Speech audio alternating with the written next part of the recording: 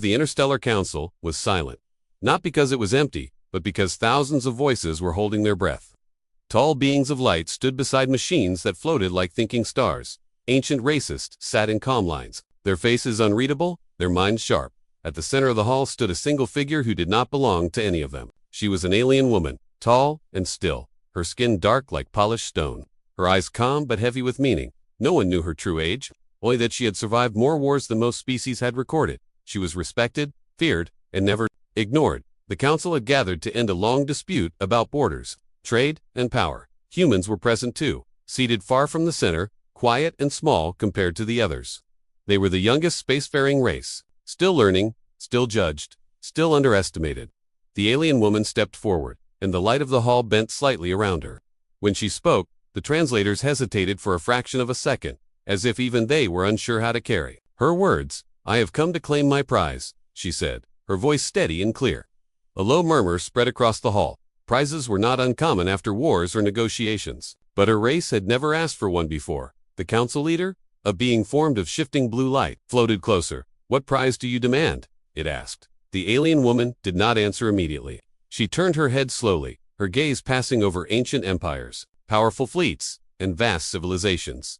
Then her eyes stopped on the human section.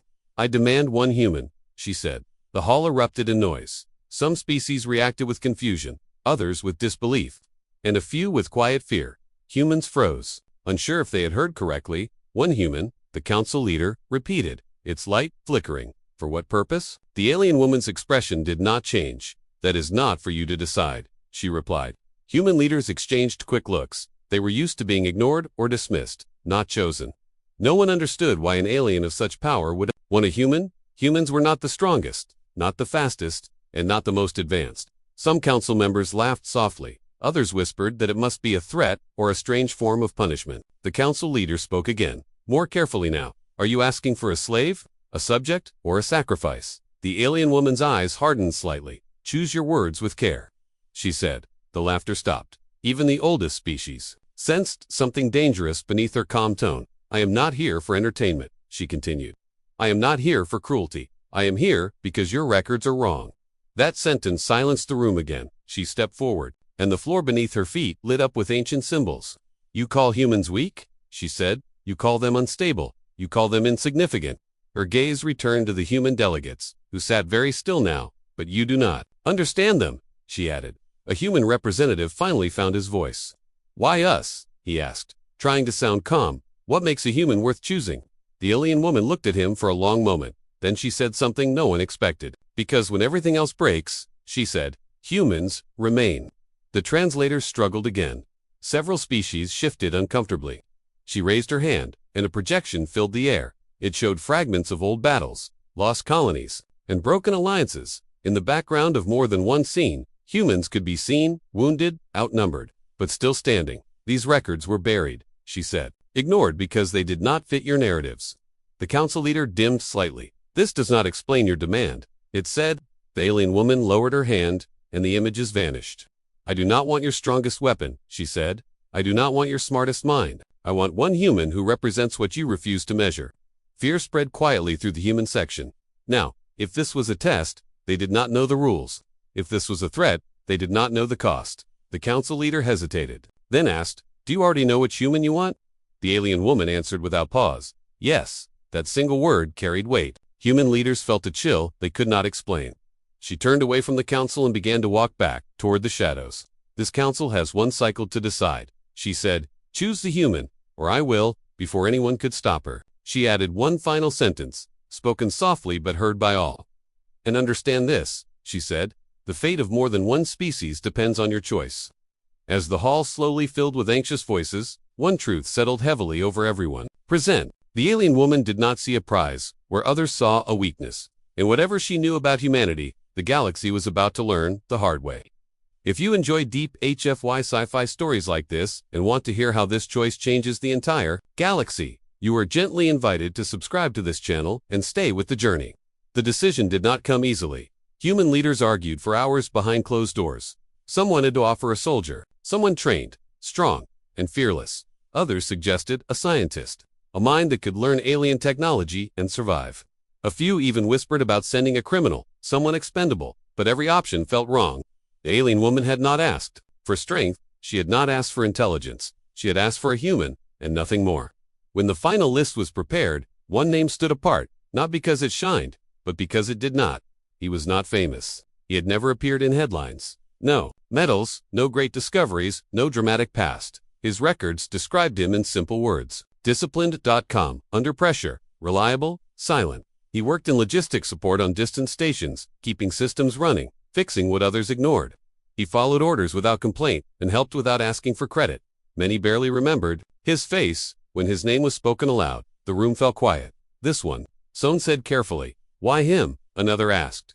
The answer was uncomfortable, because no one could find a reason not to choose him. He was normal, ordinary, replaceable, and that scared them less than choosing someone important. The man himself was informed last. He stood alone in a small briefing room as the message was delivered. He listened without interrupting. Without panic, without anger. When asked if he understood, he nodded once. Do you accept? The officer asked. Avoiding his eyes, the man paused. Not long enough to argue, but long enough to think. If this protects Earth, he said quietly, then yes. No speeches followed. No one called him a hero.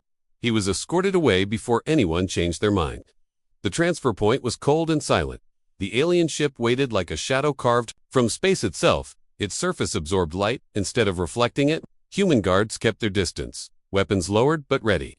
The alien woman stood at the base of the ramp, unmoving, watching, her eyes focused on the human as he approached, not his uniform, not his rank, but his posture, his breathing, his calm.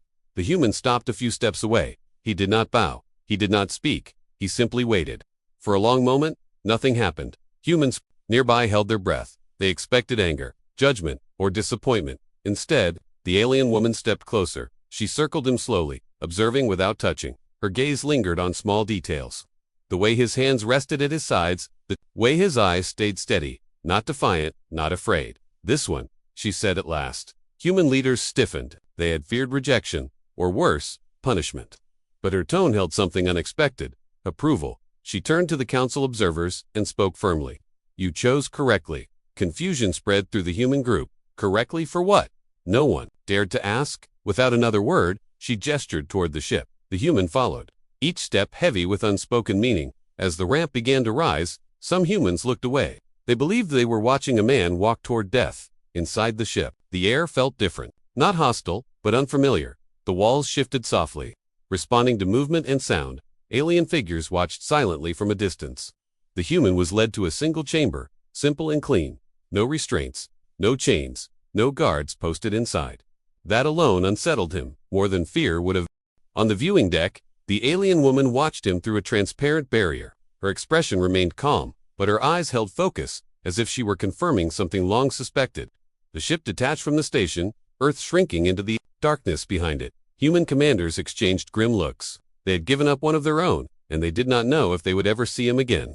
As the ship entered faster than light travel, the human closed his eyes briefly, not in prayer, not in regret, but in acceptance. Behind the barrier, the alien woman made a small movement, so slight that even her own people almost missed it. She bowed her head, just a little, not in command, not in dominance, but in respect.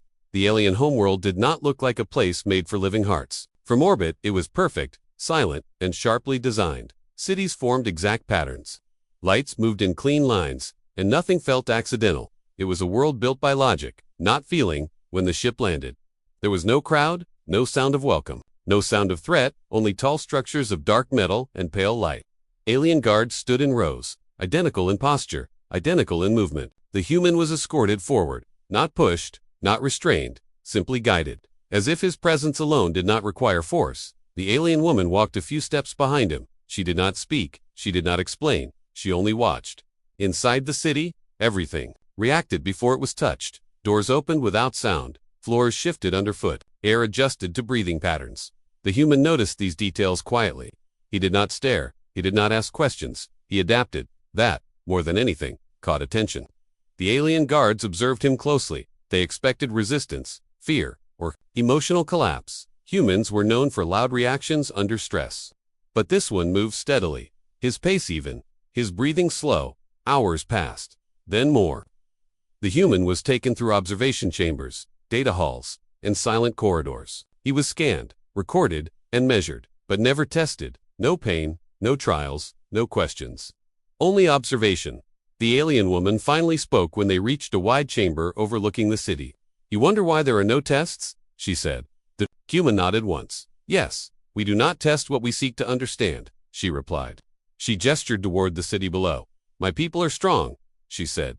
"Our bodies endure extremes that would destroy most species. Our technology predicts outcomes with near certainty." Her voice remained calm, almost distant. "But there is something we lack," she continued, "and no machine can replace it." The human listened, hands resting loosely at his sides. He did not interrupt. He did not lean away. "We do not understand fear," she said. "Not truly. We recognize danger, but not fear. We also do not understand loyalty." That statement surprised him. "You work together," he said carefully. "Yes," she replied, "because logic demands it, not because we choose to stand together when logic fails." She turned to face him now, her eyes sharp, searching. "When survival becomes uncertain," she said, "my people withdraw. Each unit protects itself. There is no shame in this." The human considered her words. "That sounds efficient," he said. "It is," she agreed, "but it is also why we lose." Silence filled the chamber again. As they continued walking, one of the alien guards stumbled. It was a minor system fault, easily corrected, but the guard froze, waiting for command. Unable to move forward, without thinking, the human stepped closer. He reached out and steadied the guard by the arm. The gesture was simple, instinctive, almost unnoticed by him. The reaction was immediate. Alien guards raised their weapons halfway, confused rather than hostile. Their systems flagged the contact as unnecessary, illogical. No command had been issued. No threat had been detected. The human slowly removed his hand and stepped back. "Sorry," he said quietly. The alien woman raised her hand. Stopping the guards, her eyes remained fixed on the human, not the weapons. "Why did you do that?" she asked. "He needed help," the human replied. "He would have fallen. That unit would have recovered." She said. "Yes," he answered, "but later." The answer did not fit any known model. Alien guards exchanged silent data bursts. Their confusion deepened. The alien woman turned away, walking slowly now. "Your action had no strategic value," she said. "No gain, no advantage." The human followed. "I wasn't thinking about gain," he said. "I just didn't want him to fall." That was when she stopped walking.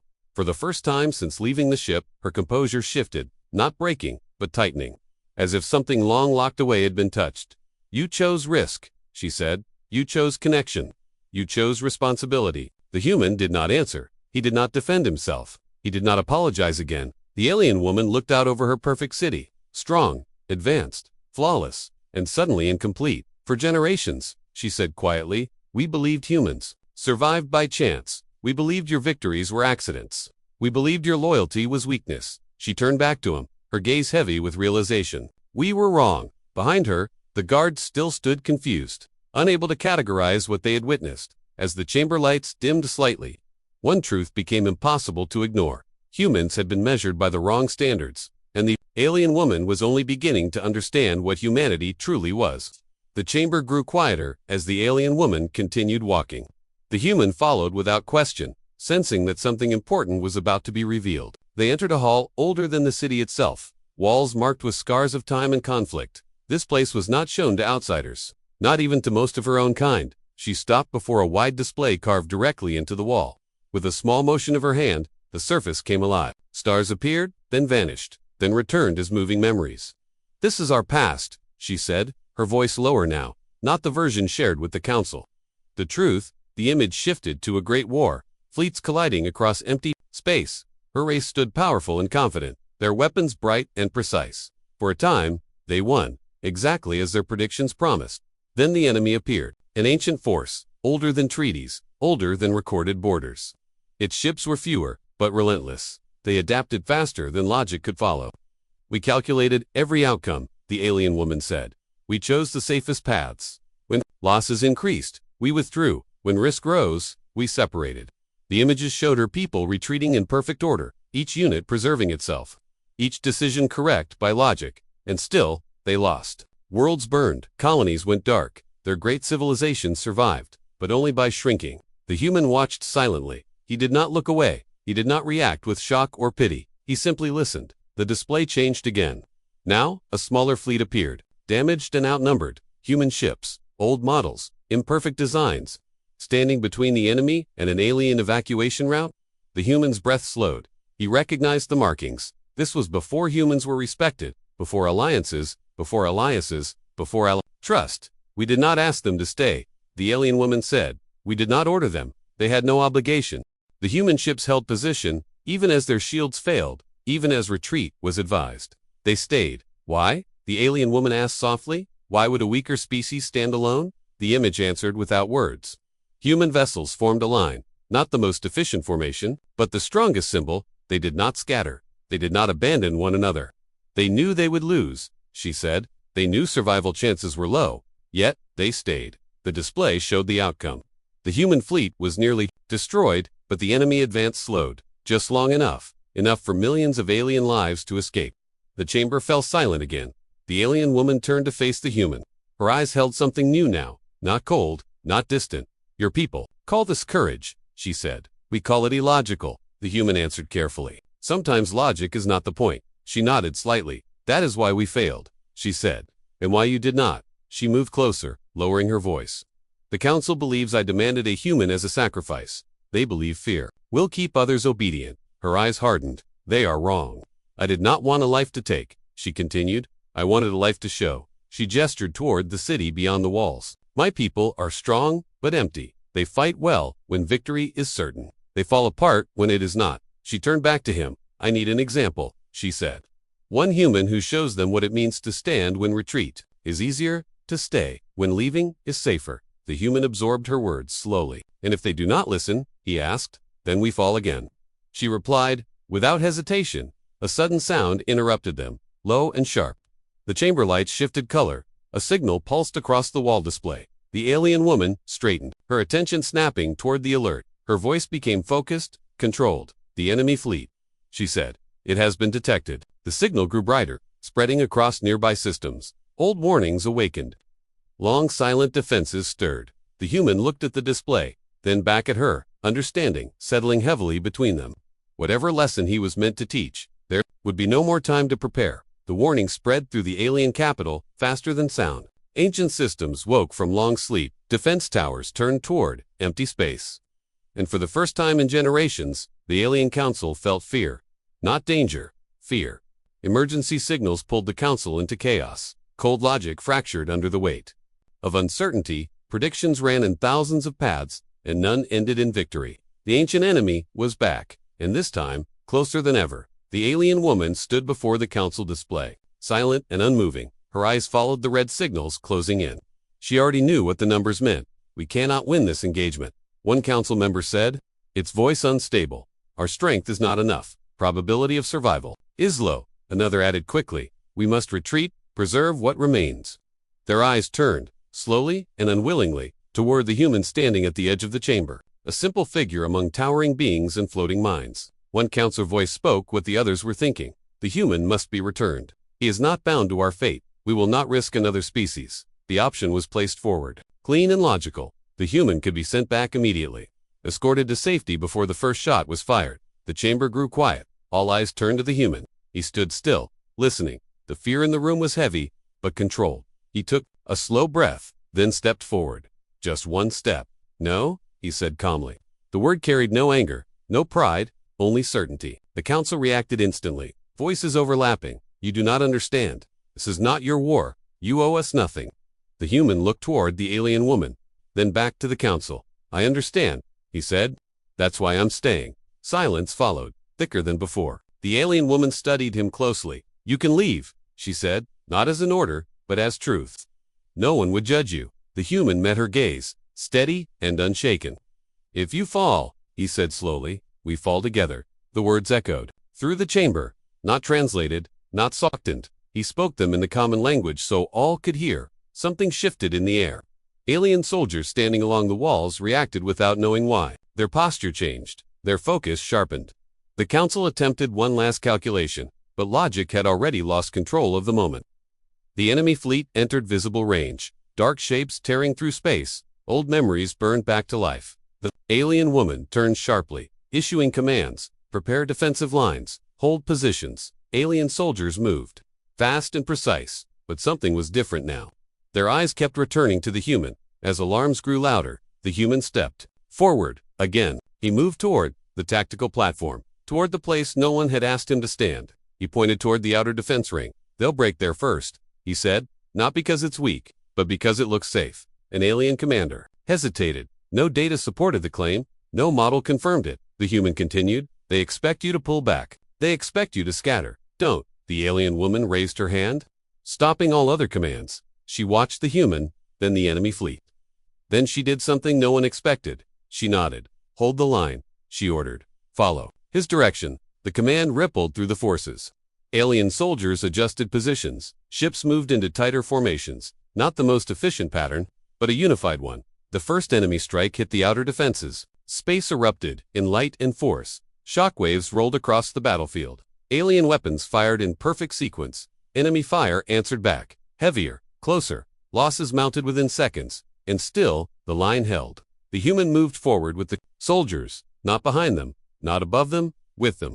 Alien soldiers noticed something strange. When one unit faltered, the human did not retreat. He stepped closer, signaling them forward, not with authority, but with presence. One by one, alien units followed his gestures, not because logic told them to, but because something else did. The battle intensified. Enemy ships pushed harder. Defenses cracked. Explosions lit the sky above the city. Then the moment came. The enemy broke through the first line. Alien soldiers froze. Old instincts screaming. Retreat. Calculations. Spiked toward survival paths. The human stepped ahead of him. He moved to the very front, where the fire was strongest, where no one else stood, weapons blazing around him, shields flaring. He planted his feet and did not move. Alone, at the front line, facing the enemy, not because he was fearless, but because someone had to stand first. The front line shook under enemy fire. Energy blasts tore through space, lighting the sky like broken stars. Alien defenses strained, systems flashing warnings faster than they could be read. By every logical measure, this was the moment to retreat. The human did not move. He stayed where he was, standing in the open. Signals flashing around him, not shouting, not panicking, just pointing, moving, reacting. His tactics were simple. Almost too simple for an advanced civilization to trust. Hold position, cover the unit beside you. Do not leave anyone alone. Alien commanders hesitated. Their systems showed high risk, high loss probability, low survival rates, but they also saw something else. Where the human stood, the line did not break. Where units followed his guidance, they lasted longer. They did not scatter. They did not run. An alien squad on the left flank took heavy damage. Their shields collapsed. Panic rising fast. Old instincts pushed them toward retreat. The human moved toward them instead. Not ordering, not commanding, just being there. Stay, he said over the shared channel. Calm and steady. I've got you. The words were not tactical. They carried no data, but the squad stayed. For the first time in their history, alien warriors felt fear and did not turn away. Their hands shook. Their systems warned them, but they stayed. Weapons fired in tighter rhythm. Formations adjusted instinctively, not by calculation, but by trust. Across the battlefield, something spread, not a signal, not an order, a feeling. Alien units began to fight differently. They stopped separating, stopped choosing the safest path. They held together. Enemy ships pressed harder, confused by the resistance. They expected collapse. They expected retreat. Instead, they found a wall that refused to move. The human shifted positions again. Always forward, never back. He redirected fire, reinforced weak points, always choosing the harder option, always choosing to stay. An enemy cruiser broke through the defensive arc, its weapons charging for a final strike. Alien models predicted disaster. The human saw it first. He moved without hesitation, signaling nearby units to follow. Alien pilots followed him. Not because the numbers agreed, but because they believed. Together, they focused fire. Not enough to destroy the cruiser, but enough to slow it, enough to force it to turn away. That moment changed everything. Enemy formations began to shift. Their advance slowed. Their confidence cracked. Alien forces, once reactive, became relentless. They pushed forward, not chasing victory, but refusing defeat. The alien woman watched from the command platform, her hands clenched tightly behind her back. Her eyes followed the human, always at the center of resistance. She saw her people doing the impossible, fighting while afraid, standing while uncertain, protecting each other without logic demanding it. Enemy ships started to pull back. At first slowly, then faster, then all at once, a full retreat signal spread across the enemy fleet. Their ancient confidence shattered, their advance broken. Silence followed the final explosion, broken only by damaged systems powering down. In the sound of survivors breathing, the alien woman exhaled slowly, something she had not done in years. She finally understood what her models never could. Humans were not the strongest because of their weapons, not because of their numbers, not because of their technology. They were strongest because they did not give up, because they stood when retreat made sense, because they stayed when fear said run, across the battlefield. Alien warriors looked toward the human, not with confusion now, but with respect, high above the planet. The council chamber lights changed color. An emergency signal replaced the battle feed. A message appeared, brief but heavy with meaning. The council would convene immediately to announce a decision that would change the galaxy forever. The council chamber filled again, but this time the silence was different. It was not confusion, it was attention. Representatives from across the galaxy appeared as light, shadow, and form, some wounded, some damaged, all shaken by what they had witnessed. The battle footage played behind them, slowed and clear, showing the moment the line should have broken, and did not. At the center of the chamber stood the alien woman, her posture straight, her presence steady. Beside her stood the human, still, wearing the marks of battle, quiet, calm, unchanged. The council leader spoke first, its voice no longer certain. You demanded a human as your prize. It said, the galaxy feared your intention. Now, you must explain. The alien woman stepped forward. She did not raise her voice. She did not project power. She simply spoke the truth. You believed I wanted a sacrifice, she said. You believed I wanted control. You were wrong. She turned slightly, gesturing toward the human. I chose a human because my people forgot something. We became strong. We became advanced. But we became empty. Images filled the chamber again. Alien fleets rebuilding civilizations, surviving by abandoning others. Victories measured only by survival. We needed strength, she said. Humans have something better. A ripple moved through the council. Confusion, curiosity, resistance. The council leader asked, and what is that? The alien woman did not hesitate. Resolve, she said. Loyalty, the ability to stand even when the outcome is loss. She looked at the human, then back at the galaxy. This one was not chosen because he is special. He was chosen because he is ordinary. And still, he stood. The human shifted slightly, uncomfortable with the attention, but said nothing when fear arrived. The alien woman continued. My people calculated. They searched for escape. This human did not. She raised her hand. And the moment played again. The human at the front line, alone, unmoving. He did not stand because he believed he would win, she said. He stood because someone had to. The chamber remained silent. Even the oldest species listened. I did not bring a human here to take a life, she said. I brought a human here to give one. To give meaning back to my people. She turned fully toward the council now, her voice firm. Final. Humans are not our prize. They are our partners. A wave of reaction swept the chamber. Shock, disagreement, disbelief, partner species. The council leader repeated, that status has never been granted so quickly. It has never been earned so clearly, the alien woman replied. She gestured to the battle records again. When fear came, humans did not ask who deserved protection. They did not calculate costs. They stayed. The human was, finally, invited to speak. He stepped forward slowly, looking at beings who had once dismissed his species. We don't think we are special, he said simply. We just don't leave people behind. That sentence carried further than any weapon ever had. The council withdrew briefly. Signals passed. Votes counted. History rewritten in real time. When they returned, the chamber lights shifted to a color no one had seen before. The decision is unanimous. The council leader announced, humanity is recognized as a partner species. Not for its power, not for its technology, but for its moral weight. The alien woman inclined her head toward the human. This time, deeper, clearer, seen by all. Across the galaxy, messages spread. Humans were no longer the weakest race. They were no longer underestimated. They were named the moral compass of the galaxy. The species that reminded others why survival mattered. As the chamber slowly emptied, the alien woman spoke one final time. Not to the council, but to history. Humanity is not feared for its power, but respected for its heart, and for the first time, the galaxy agreed.